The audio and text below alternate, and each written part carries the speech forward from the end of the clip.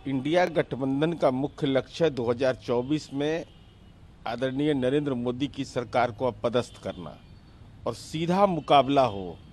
हम यह समझते हैं कि कांग्रेस के राष्ट्रीय नेतृत्व को भी गंभीरता से जो स्थानीय स्तर पर जो विवाद के बिंदु बने हुए हैं उसका समाधान यथोचित हो जाए, जिससे कि राजनीतिक कटुता और कलुष का वातावरण न बन पाए।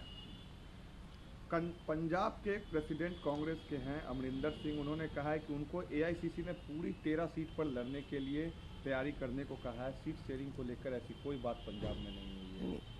भाई, यह सवाल ठीक है कि पार्टी के आला कमान ने आपको सीट पर तैयारी करने की अनुमति दी है, लेकिन गठबंधन के दौर में तो कांग्रेस आला कमान निश्चित रूप से इन तमाम तथ्यों का हकीकत को देखेगा कि भाई सीधा मुकाबला हो।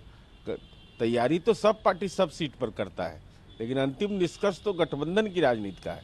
सुशील मोदी ने कहा नीतीश जी को लेकर बनना था पीएम, बन के रह गए मुंशी। वो कहीं ना कहीं ब्लैकमेलिंग कर रहे हैं कन्वीनर बनने के लिए इंडिया ब्लॉक को। न हम पीएम के उम्मीदवार थे, न कोई हमारी आकांक्षा है, लेकिन माननीय सुशील मोदी जी तथाकथित संयोजक पद की भी हमको जानकारी नहीं है, लेकिन कम से कम गरिमा को गिरने मत दीजिए।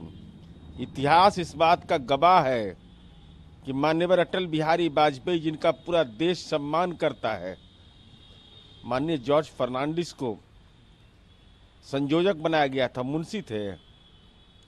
माननीय नंदकिशोर यादव को कितना अपमानित करिएगा, बिहार में वो एनडीए के संयोजक थे, मुंशी थे। कम से कम राजनीतिक ईर्ष्या में शब्दों की मर्यादा मत भूलिए। लेकिन कल जिस तरीके से तेजस्वी यादव ने नीतीश जी के आवास पे जाके मुलाकात की, क्या ये लग रहा है कि डैमेज कंट्रोल किया जा रहा है अब? अरे डैमेज कुछ रहे तब ना कंट्रोल होगा भाई। यहाँ ऑल इज वेल है। सब लोग परेशान इस बात के लिए है कि हम एक कदम आगे बढ़कर करके अपने अपने काम को कर रहे हैं, और कुछ लोग अपना कदम बढ़ा ही नहीं रहे हैं।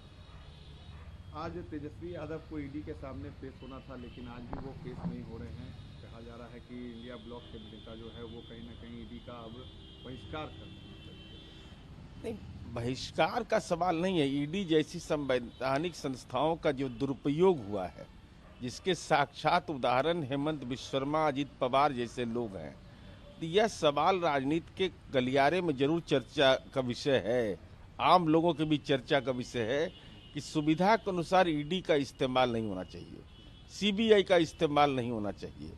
नहीं तो यह तो बताना चाहिए ना कि आर्थिक प्रवर्तन निदेशालय को कि भारतीय जनता पार्टी ने नोटबंदी के दौर में कैसे कार्यालय खरीदा, किसका पैन नंबर, कहाँ का पैन नंबर किसका इस्तेमाल किया, इस पर तो ईडी की नज़र कभी नहीं गई। मीडिया में बातें सार्वजनिक हुई, लेकिन इसको तो दबा दिया जाता है। तो सुविधा के अनुसार ईडी का इस्तेमाल न करिए। मतलब आप लोग का कहना है कि ईडी सिर्फ विपक्ष के नेताओं के लिए अब रह गया है? केवल और केवल विपक्ष के लिए ही ईडी है।